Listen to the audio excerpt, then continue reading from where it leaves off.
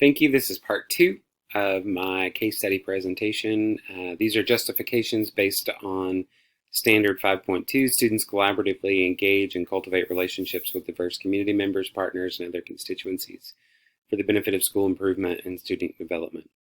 In the U.S. Department of Education, in one of the documents on their website, they talk about the value of engaging diverse voices to problem solve together as it relates to educational improvement and student development.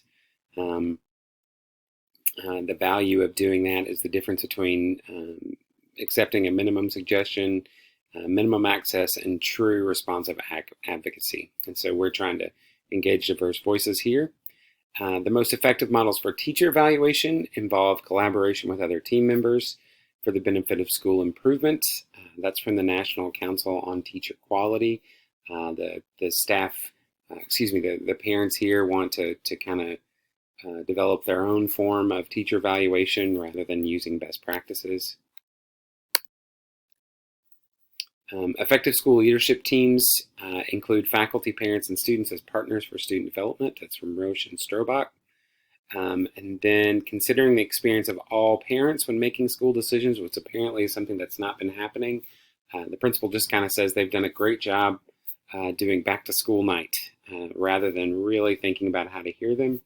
And so that's going to lead to more effective school improvement and student development if the voices of all parents are truly heard. And then partnerships for school improvement should include a plan for action and evaluation of effectiveness. One of the pieces of the process that this Commission on Communication is going to use, as it mentions there, is making sure there's a plan for ongoing evaluation. And then the document from Cardwell from 2017 talks about managers as being people who are collaborating with both internal and external stakeholders and kind of that process of balancing those relationships for effective development. It's definitely something that I will have to do as a principal in this particular situation. And so what if this doesn't work? There is the potential that the PTA balks at slowing down their plans, that faculty and staff don't understand the need for changing the previous model or for addressing communications. I'm going to have to work very carefully to balance the voices of each group and to communicate purpose, the why we're doing these things, and kind of the legal and ethical issues that are at stake.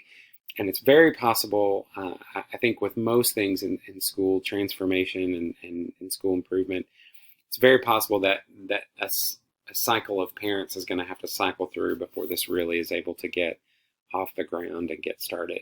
And so there's going to be a need for patience and for kind of living in the in-between for a while.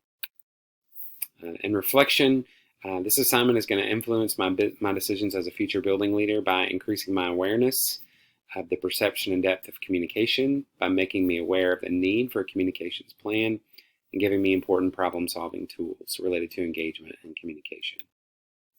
These are the resources I used for completing this project.